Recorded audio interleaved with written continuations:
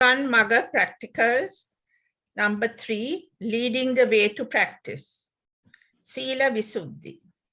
In the last 2 lessons, we learned about the mind and the body, and we may have understood a little bit of the body and the mind, and also that there is no person or self.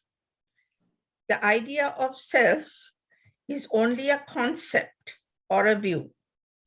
We cannot separate the body and mind as they are dependent on each other. Body is merely the vehicle for the mind.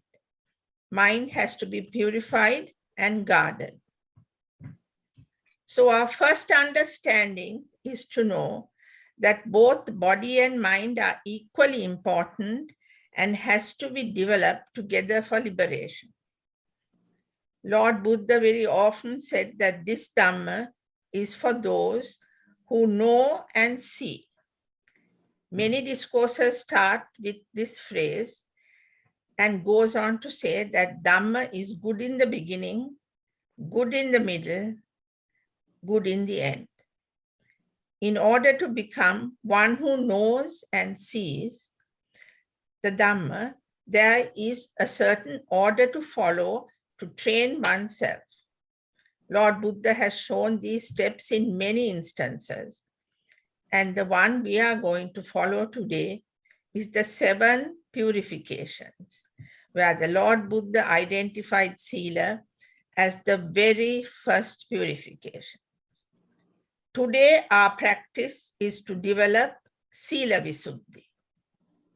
Lord Buddha said that the first right understanding is knowing what is wholesome, knowing what is unwholesome, knowing what is the cause of these two, knowing what is cessation, and knowing the path leading to their cessation.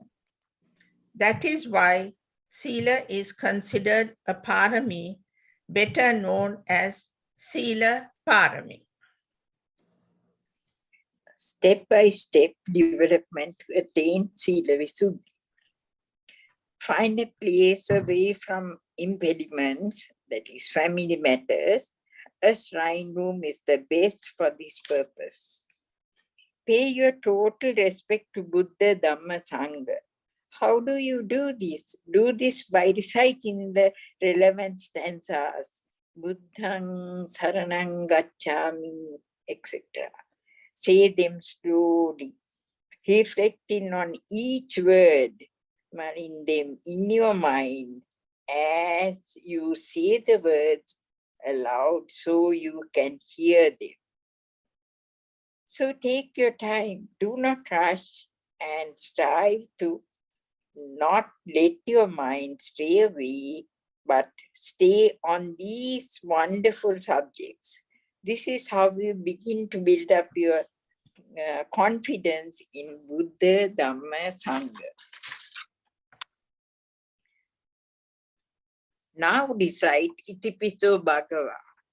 Repeat the stanza forward and backward as taught in many training sessions to help to bring the mind to a total state of wholesomeness.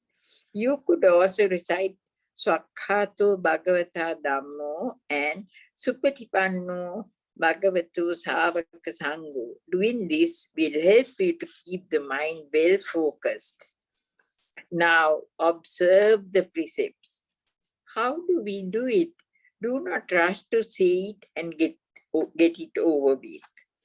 No, say each one loud enough for you to hear each word. Say it slowly and give your full attention. You can reflect on each word and really instill it in your mind the desire to protect these precepts, effort to follow, blissfulness and determination to continue to do so.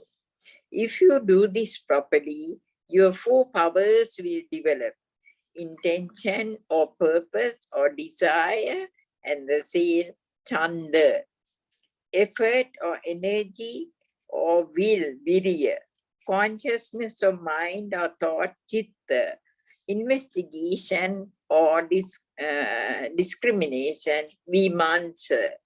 Once you complete the above steps, see if you understand what is meant by the 5 precepts now. Know good and bad behavior so you can avoid the bad and develop the good.